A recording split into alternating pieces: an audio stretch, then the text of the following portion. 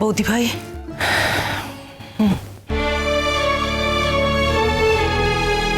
এই মেয়েটা না তোমার সমস্যায় ফেলবে। মানে?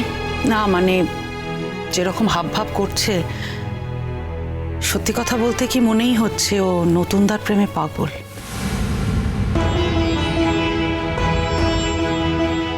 না দেখো, নতুনদার ওপর কিন্তু আমার 500 ভাগ ভরসা আছে, সেটা কথা নয়।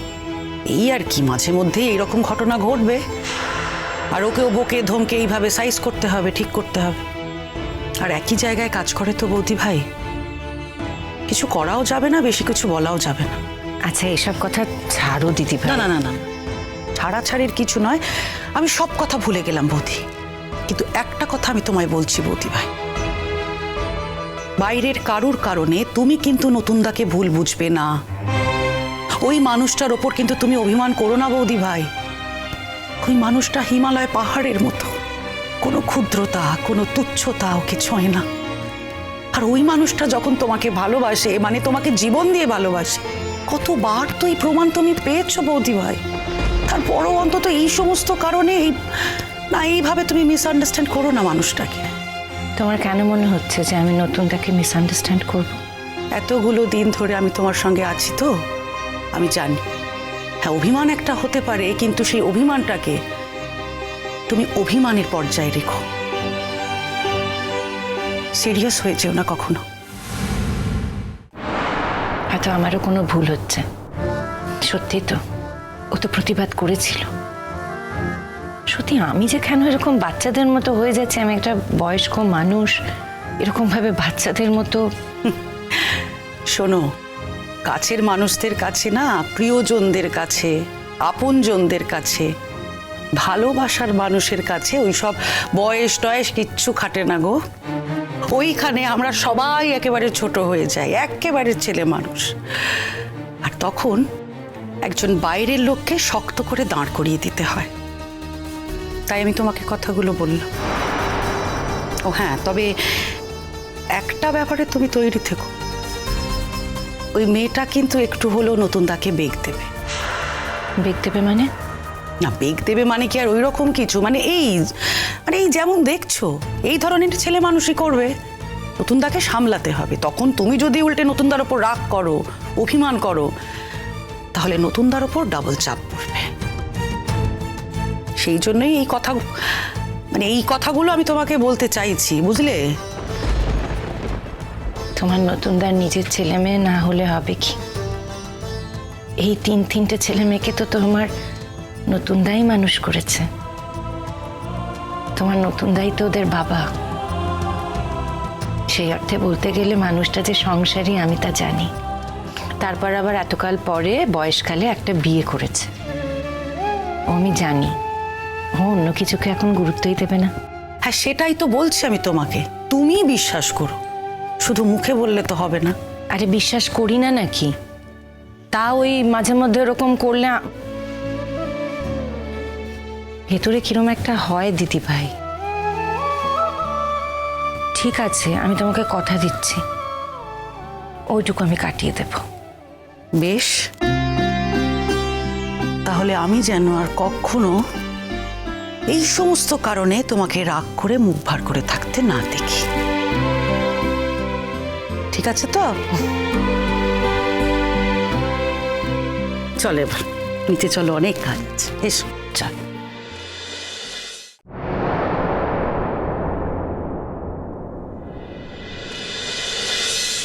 আচ্ছা, আমি কিন্তু শুধুমাত্র আজকের ক্লাসটা করাতে এসেছি, আমাকে এক্ষুনি বেরিয়ে যেতে হবে। মেয়ের বিয়ে বলে কথা, কমলিনী কিন্তু বারবার বলে দিয়েছে বাড়িতে যেতে, আইবুড়ো ভাত মেয়ের। আরে আমরা তো সবাই রেডি হয়ে আছি, তোমাদের বাড়ি যেতে আমাদের এমনিতেই এত ভালো লাগে না, এত কর্ডিয়াল সবাই, কি বলো তোমরা? একদম একদম। আরে আমি তো শুধু এই ক্লাসটা নিতে এসেছি, এক্ষুনি আমায় চলে যেতে হবে। বুঝতেই তো পারছো, মেয়ের বিয়ে বলে কথা, প্রচুর কাজ। কালকে আইবুড়ো ভাত যেন কোনো মতেই মিস না হয়। ভোর, তুমি ওখানে কি করছো? নোটস নিচ্ছি স্যার। স্যার? হ্যাঁ, আমি আপনার থেকে অনেক জুনিয়র, তো আমার আপনাকে স্যার বলাই উচিত।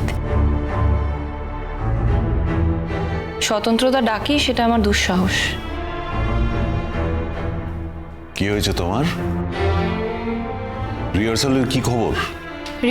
রিহার্সালের মতো চলছে স্যার, অসুবিধে কিছু হবে না। হ্যাঁ, অসুবিধে তো হবে না আমি জানি, তুমি তো আছো, তুমি তো এক্সপার্ট একদম।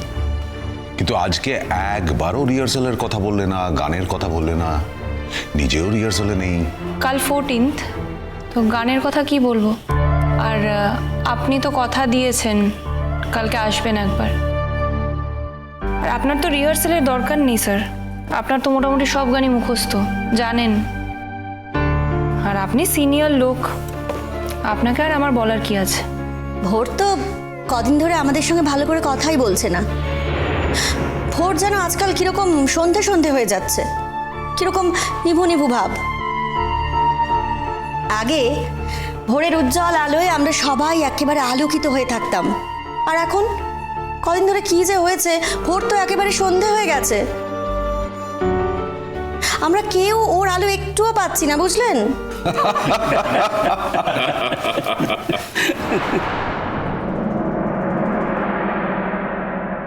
আমি আসছি স্যার, আপনাদের সবাইকেও বলছি আসছি।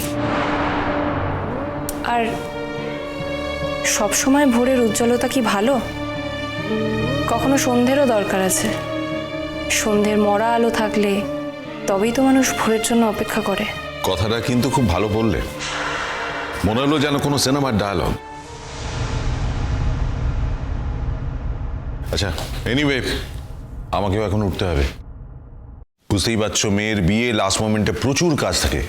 কালকে কিন্তু কোনো মতেই যেন মিস না হয়। আমি প্রোগ্রাম করতে ওখান থেকে একসঙ্গে চলে আসবো। হ্যাঁ হ্যাঁ, কোনো চিন্তা করো না স্বতন্ত্র, আমরা সবাই আসছি।